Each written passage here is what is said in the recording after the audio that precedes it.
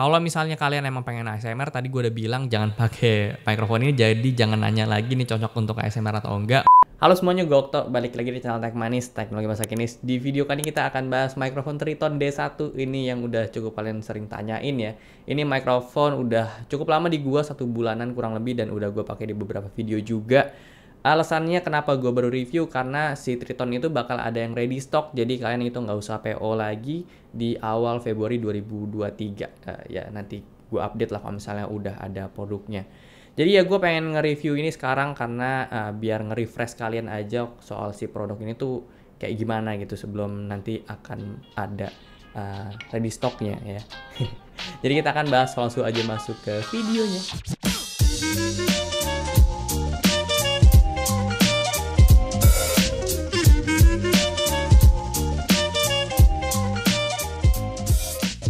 Oke, jadi ini mikrofon Triton D1, mikrofon yang mirip banget sama Shure MV7.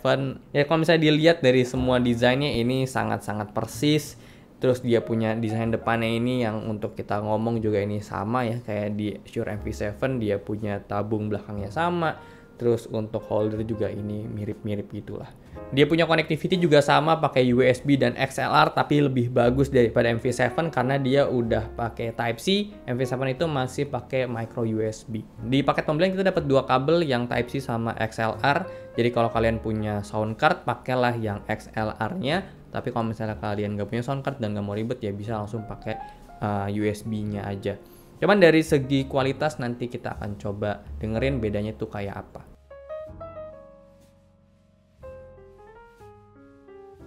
Oke, jadi mulai sekarang videonya kita akan pakai si Triton D1 ini sampai akhir video ya. Oke, secara spek sebenarnya mikrofonnya itu mirip dengan ini mikrofon Tronomax M-Real One Pro yang biasa gue pakai di 96 kHz dengan bitrate di 24. Tapi gue tuh nggak pernah pakai sampai di 96 kHz ya untuk kebutuhan gue, karena untuk syuting YouTube dan media sosial itu di 48 kHz saja udah cukup gitu. Beda dari kedua mikrofonnya itu adalah tipe si mikrofonnya itu sendiri. Tronomax ini condenser mikrofon, sementara di Triton ini dia adalah dynamic mikrofon kayak di Shure MV7.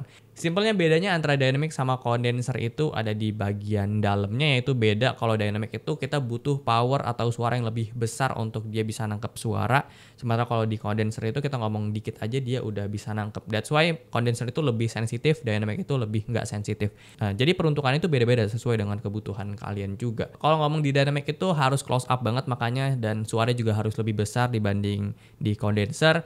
Kalau di condenser kita ngomong segini tuh suaranya tuh masih oke lah. Kalau dynamic ini udah kecil banget kalau gue ngomong lebih ngejauh.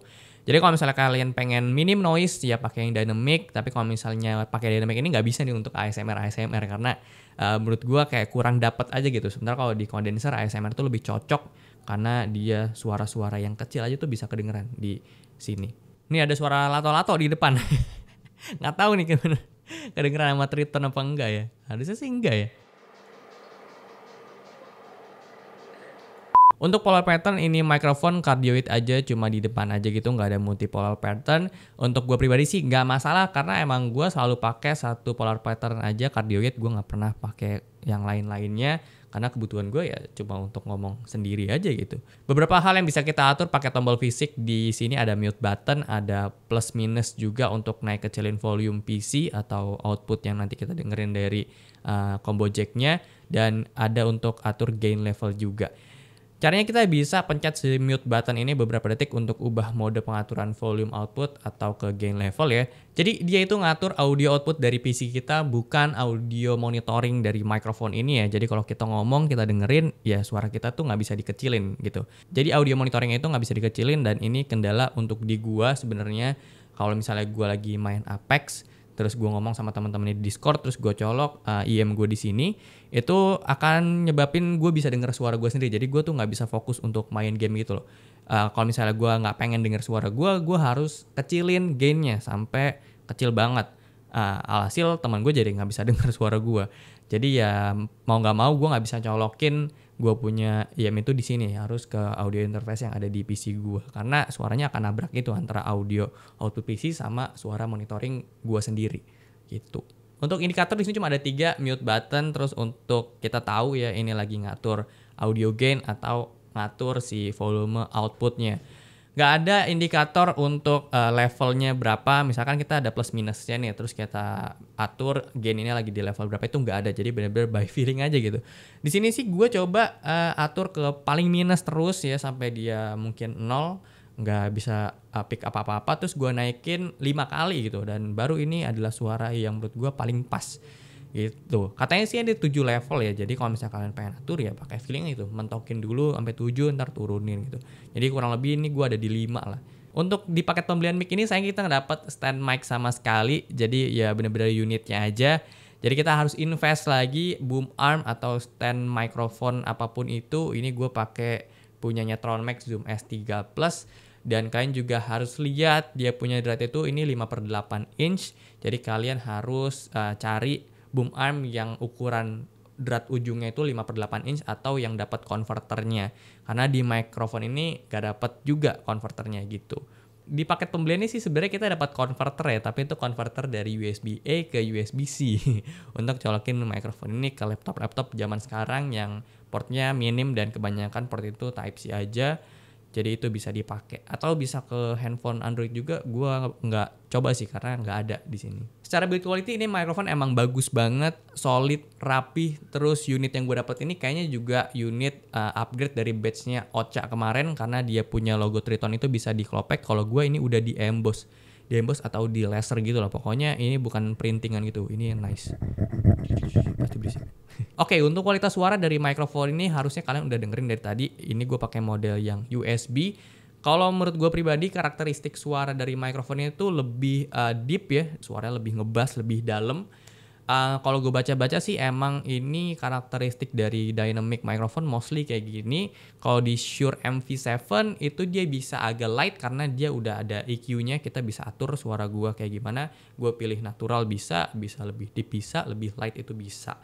Kalau di sini nggak ada software yang bisa ngatur itu, jadi kita harus atur nanti di post processing-nya.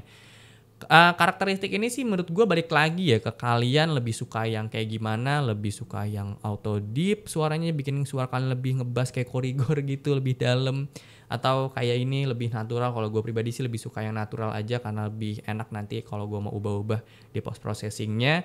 Jadi ya itu sesuai dengan kebutuhan kalian sih. Enaknya ini untuk dibuat podcast atau streaming. Kalau misalnya kalian gak mau PR atur-atur tone suara kalian lagi, ya langsung misalnya suka yang deep gitu ya bisa pakai si mikrofon ini gitu. Secara clarity ini mikrofon nice banget, terus bersih, gak ada noise aneh gitu. Background noise juga ini minim, jadi sesuai dengan karakteristiknya dynamic microphone. Dengan catatan kita harus ngomongnya deket kayak gini dan vokalnya agak besar, jadi ya biar maksimal gitu hasilnya.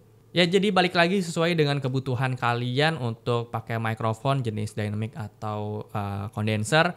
Kalau misalnya kalian emang pengen ASMR, tadi gue udah bilang jangan pakai mikrofon ini, jadi jangan nanya lagi nih cocok untuk ASMR atau enggak. Menurut gue sih enggak, karena range-nya itu harus deket banget. Untuk gue typing test juga ini gue kurang cocok ya pakai mikrofon dynamic, karena ya harus deket banget gitu. Enakan pakai condenser sih. Dan mostly untuk model dynamic microphone yang jenisnya kayak gini tuh harusnya mahal ya. Tapi di sini Triton kasih kita budget yang cukup terjangkau. Menurut gua di 800.000 waktu PO itu adalah best deal banget. Itu nice ya harganya. Tapi untuk harga nanti ready-nya gua kurang tahu berapa, akan naik atau enggak. Nanti pokoknya kalian bisa cek aja linknya di description box. Nanti akan gua cantumin gitu. Oke, gue lagi coba mikrofon Triton D1 pakai XLR mode-nya. Gue colokin ke soundcard Evo 4 dan hasilnya kayak gini. Tadi gue ada sedikit denger juga bedain sama yang USB, dan ya ada perbedaan ya jelas dari dia punya suara. Karena emang kalau kata Fernanda Gunsan itu kalau misalnya lu pakai soundcard ibarat kayak PC, lu pakein VGA lagi gitu. Jadi ya suaranya akan lebih ke proses lebih bagus, dia punya hardware secara terpisah yang emang fokus untuk ngolah suaranya. Kalau nggak pakai soundcard kayak langsung colok USB itu kayak ibarat PC lu cuman pakai integrated GPU gitu yang nyatu sama lu punya prosesor. Jadi ya B aja gitu, processingnya nggak terlalu yang gimana-gimana gitu. Dan ya hasil untuk pakai soundcard kayak gini dari tadi gue ngomong. Dan kalian harus perhatiin di sini dia punya button itu dan LED itu nggak ada nyala kalau misalnya kita pakai XLR mode-nya, karena ya emang pengaturan itu harusnya dari kita punya soundcard. Jadi ya button-button ini hanya untuk USB aja di mode USB.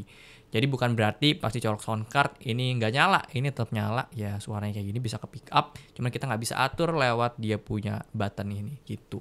Jadi emang enak juga sih untuk punya mikrofon yang ada dua opsi gitu ya. Ada XLR, ada USB, jadi kita bisa pilih mau simple, mau ribet, ya itu tinggal balik lagi ke kalian sesuaiin sama kebutuhan dan pasti hasilnya juga ada beda. Dan sekalian gue pengen ngetes juga untuk noise-nya dia kalau misal pakai XLR itu ada ngaruh atau enggak, dan hasilnya tuh kayak gini.